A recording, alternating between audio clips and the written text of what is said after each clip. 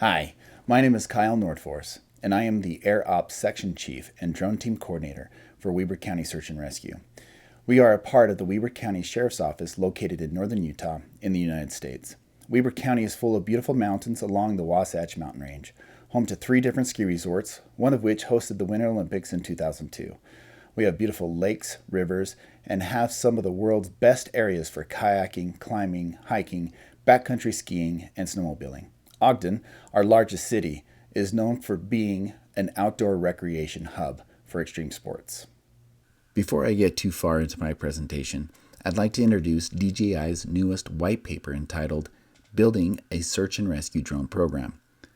We at Weber County Search and Rescue were privileged to participate in its making, along with Air Bears, a global network of volunteer drone pilots who have over 7 years' experience deploying drones for SAR. AKUT, a Turkish disaster relief and search and rescue NGO that was established in 1995, which has just recently built their own in-house drone program. And the Croatia Mountain Rescue Team, a national volunteer association established in 1950 that has had their own SAR drone team since 2018. The white paper has advice and a step-by-step process for organizations who are looking to make a difference and adopt drones into their SAR toolkits. DJI will provide a free download link at the end of this webinar. I have been in aviation for over 20 years. It was a childhood dream of mine to be an airline pilot, and I'm lucky enough to be living that dream today. I started my aviation journey in the year 2000 when I became a flight instructor, charter pilot, and volunteer pilot for all and any aerial search efforts. Finally, in 2003, I landed my first airline job flying for an airline out of Hawaii. I am now lucky enough to be flying for Alaska Airlines, which is based out of Seattle, Washington, here in the United States, and have logged nearly 18,000 total flight hours. I was able to join Weber Search and Rescue in late 2018 after meeting the director of the team, Lieutenant Mark Horton, at a service project. We were hanging the largest free-hanging American flag in honor of our city's mayor that was killed while serving in the military in Afghanistan. My job was to fly the support lines from one side of the canyon to the other, while the search and rescue climb team rigged the flag into position. After the service project, I asked Lieutenant Horton if I could join the team. While it was painfully obvious that I did not have the requisite skills to join the climb team, the search and rescue command structure was willing to bring me on as a probationary member to see what I could do to add an aviation asset to the team. I was thrilled, and I couldn't wait to help out in any which way I could, but also nervous knowing that I had no formal training in the field of search and rescue. I knew that I would need to have a more capable drone than that of the Phantom 4 Pro and would also need thermal capabilities. In that effort, I reached out to RMUS and purchased my own DJI Mavic 2 Enterprise Dual and began learning the world of thermography and search philosophy. The opportunity to prove the drone's value in SAR didn't have to wait long. On a spring evening around 10 p.m., we received a call of 3 young men that had been hiking for hours and were now lost on a cliff and could not find their way down. These young men did not have any survival gear nor any kind of flashlight other than that on their cell phones. We were able to triangulate their cell phone location, but the confidence of the ping wasn't very high. Ground teams were dispatched to the general location of the ping, while I took to the air with my new DJI Mavic 2 Enterprise Dual to see what I could see. With the aid of the thermal camera on the Mavic 2 Enterprise Dual, I was able to quickly clear the area of the ping. They were nowhere near that location. Incident Command then dispatched me to another likely location that they believed they might be.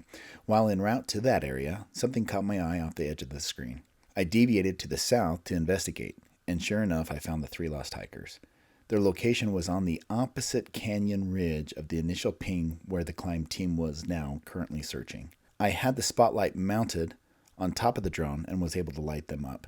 Due to the telemetry that the Enterprise line of DJI drones produce, I was able to get the coordinates of the lost hikers to our ground teams so they could get to the patients. In addition, I was able to aid the ground teams with their situational awareness by positioning the drone directly over the patients, shining the spotlight in the direction of the ground teams. This gave them a visual of where and how far they needed to hike to get to the patients. During the battery change, Team 1 found our patients and started to assess them. The team found them to be hypothermic, as all they were wearing were shorts and short-sleeve shirts with the outside air temperature only 2 degrees C. Had it taken our teams much longer to find these 3 lost individuals, their physical situation would have been much worse. Our team gave them warmer clothes and harnesses to aid in their descent off the mountain. During the rescue, we were able to capture this amazing video of our climb team aiding our patients off the mountain. This one rescue sealed the deal to our command structure that we needed to get serious about formally implementing a drone program into our SAR ops. As the program manager, I really had to explore and do research as to the best way to implement this aviation asset into our existing SAR program. This would require recruiting pilots with a remote pilot certificate and creating standard operating procedures, SOPs, that are simple and safety promoting. Looking through our team's existing SOPs and those of other SAR teams, I was at a loss that none of them could fit the bill for what the drone dynamics are. In addition, any drone operations will have oversight from the government agency that controls the airspace. For us in the United States, that agency is the Federal Aviation Administration, FAA. Given that our drone program would have FAA oversight, I decided the best way to implement this program would be to do so from an aviation perspective. The world's airlines have mastered the method of promoting safety and running operations with a proven track record. It is often said that aviation regulations are written in blood. We learn from past mistakes in an effort to reduce risk and increase safety. I wanted to piggyback on that philosophy. Our program wasn't going to be a haphazard addition to our ground operations, but rather its own entity built from the lessons of over 100 years of manned flight. Our SOPs are written in the same manner and specificity as the world's leading airlines. We also adhere to the same level of safety protocols. Examples of this would be our version of a sterile cockpit. Our pilots are left alone to be able to concentrate fully on the safe operation of the aircraft. Like airlines, we operate as crews, helping and supporting each other to maintain an optimum level of safety. We have checklists that look very familiar to those of the world's largest aircraft. As an operating crew, we teach, practice, and encourage all members of the team to utilize Crew Resource Management, CRM, that was developed by the airlines in the 70s after a few crashes. Our simple goal is this: to assist our ground teams by elevating the safety and efficiency of rescues to increase the number of lives saved. In April of 2020, our emergency dispatch received a call that 2 individuals were lost and stuck above a cliff on one of our popular trails called Indian Trail. Once near the top of the climb, over snow-covered trails with the sun setting, our 2 patients, Barbara and David, lost track of the trail and ended up finding themselves on a cliff that they couldn't descend. Barbara, being in her 70s, didn't feel comfortable traversing the slippery, snowy trails at night and therefore decided to call 911 and requested search and rescue. At 2100 hours, Incident Command was established at one of the trailheads that was easily accessible for our climb team to assemble and to be dispatched. However, to be more centrally located and to be able to see the entire trail, my drone team climbed into a deputy's truck and established a remote command site inside of Ogden Canyon, from which we could begin our aerial search. Our team consisted of 3 people. I was the remote pilot in command, Debbie was our visual observer, and the deputy ran our communications and kept our flight operations area clear. Barbara and David went on their hike prepared and had an emergency blanket and headlamps. Thanks to these items, I was able to find them very quickly with the drone. Once their coordinates were known, I was able to radio them to our ground teams, which enabled them to hike straight to their location without the need for searching for hours on the cold, snowy patch trails. After assessing their condition, the climb team equipped our 2 patients with harnesses and assisted them off the mountain without any problem. Earlier this year, this rescue caught the attention of Outside Magazine. The magazine sent author Dan Schwartz to come interview and recreate the rescue, as our drone program was the key tool used to locate our lost patients. This story, with all the fun details, is in the September-October issue of Outside Magazine, which is on the magazine shelves today. In March of this year, our SAR team received a call stating that a man had become lost on a trail He could still see the city from his location, but had no way of getting off the mountain, was cold, hypothermic, and couldn't walk. Our dispatch was able to ping his cell phone to get his location, and it came back with a high location confidence, and we launched the drone to try to get eyes on our patient. With our DJI M300, we searched and searched the location given to us from the cell phone company, but our patient was nowhere to be found. We started systematically to search the surrounding areas and canyons, at least to clear the obvious areas. With ground teams searching the trails and the drone in the air, we were able to definitely say that our patient was not in a 2-mile radius of the initial cell phone ping, so we branched out further to the areas that we thought he could be in. Thanks to the thermal camera and the zoom lens on the H-20T, we were able to find our patient 3 canyons to the north of the initial cell ping and captured video of him waving to the drone. With the laser rangefinder, we gave the coordinates to our ground teams who, with the help of the Weber Fire Department, were able to extract the patient off the mountain in a litter. It was this rescue that counted as Rescue 600 on the DJI Drone Saves map that Adam Leisberg has put together. While I had a lot of experience in aviation and flying drones, I still felt I had a lot to learn when it came to search philosophy and SAR best practices. I quickly came to the conclusion that I needed to expand my team to include those that were highly experienced in their own discipline of search and rescue. The Weber County Search and Rescue Team is broken up into smaller teams where each volunteer is an expert in their discipline. Our climb team members are expert riggers. Mounted team members are highly experienced riders. Same can be said for our dive team, backcountry skiers, snowmobile teams, and motorcycle teams. Due to the high experience, I decided that we needed to integrate the drone program into each team to expand the drone's impact in our life-saving efforts. To do this, I selected a member or two from each of the teams to get licensed by the FAA to fly legally in SAR operations and taught the class myself. What this resulted in was the merging of years of experience in both aviation and search and rescue, where we all were able to learn from each other. We began a program that was disciplined and pulled the best concepts from each field and started developing our own UAV SAR best practices. We quickly learned the importance of having multiple team members for every call-out. The pilot works best if we unload his or her duties. The pilot in command's first responsibility is to ensure the safe operation of the aircraft. To accommodate the PIC staying focused on the aircraft, we have a visual observer to assist in maintaining visual line of sight and to also run the communications, but also a searcher or squinter whose sole responsibility is to watch the live feed from the drone and is focused on searching for our lost patient. To accommodate this, we have implemented a system of broadcasting our live feed back to a bigger screen in our drone trailer where our incident command is stationed. We do this with a simple video broadcast unit. With this setup, we have more eyes on the screen, incident command is able to follow along with progress, and most importantly, the pilot in command is able to focus on the safe operation of the aircraft. Given the fact that we work with multiple crew members for each drone operation, our pre-flight briefing, just like is done on any flight deck, is crucial to establish who is filling what role. The PIC is designated, receives a full briefing from Incident Command, and brings that back to his crew. During this briefing, duties are handed out. The PIC is responsible to ensure each crew member is properly informed about their mission and their roles.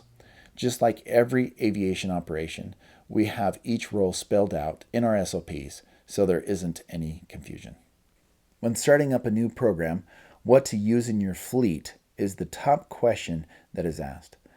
For search and rescue, there are very few drones that will fit the bill for all the required components that will increase your reach and capability as a life-saving force.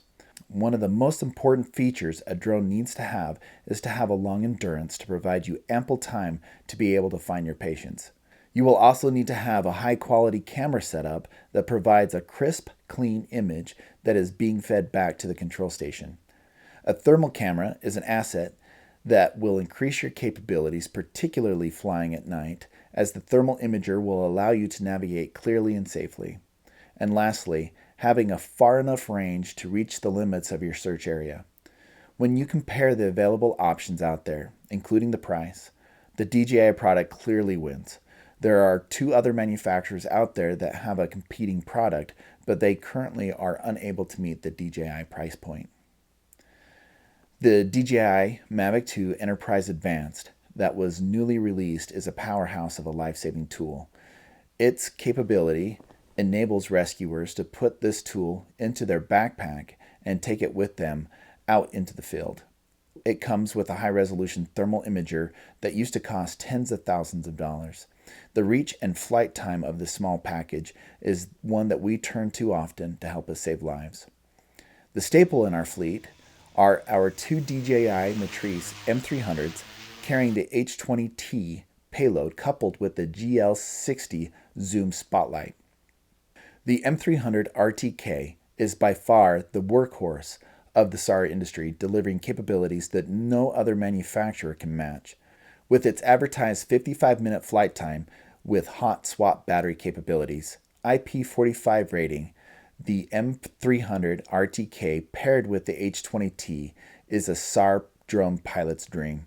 The H20T is the key to making this such a powerful tool with its 20-time optical zoom, thermal imager, and laser rangefinder. We have used this on multiple rescues where the drone was credited for locating the patients in a very short time, acquiring the coordinates, enabling us to radio their locations to our ground teams. The user interface is intuitive and is virtually the same as the Mavic 2 Enterprise Advanced. However, one of my favorite features of the M300 RTK is the heads-up display that mimics that which we use in commercial aviation. The flight display makes this drone a breeze to fly. Just as in each mission, you need to keep track of where you search and who was the pilot in command of each flight. To manage and keep track of our missions, we use an app called AirData that runs in the background of our smart controllers and uploads all mission data to be accessed by our incident command in real time or in post. With AirData, we are also able to broadcast what the drone is seeing to our ground teams to help increase their situational awareness, keeping them informed as much as possible. Keeping track of your flights is vital to ensure you cover the entirety of the desired search area. AirData is truly an amazing service, providing an incredible amount of information for analysis. It cannot be overstated the value of having a trailer or a van that has a couple of big screen TVs that you're able to broadcast the signal to. Our trailer doubles as a gear locker for our climb team and also as a drone trailer that we use to run our incident command from. With the big screens in the trailer, we are able to get briefings with one screen tied to a computer showing a topographical map and the other screen showing what the drone is currently looking at. Having the squinter positioned in front of the screen looking at things in a big, high-def resolution format, they are able to see things that we would never be able to see on our small control station screens. In summary, drones are single-handedly changing the way in which search and rescue teams operate. They have become a vital tool to enhance rescuers' abilities to save even more lives. In addition, they are increasing the level of safety for the SAR team members in the field. It is my belief, when implementing a drone program, respecting the drone for the asset that it is, should be done from an aviation perspective. SOPs, training, and team structure should all be set up in a way in which safety is promoted, enabling crews to push the aircraft to its limit.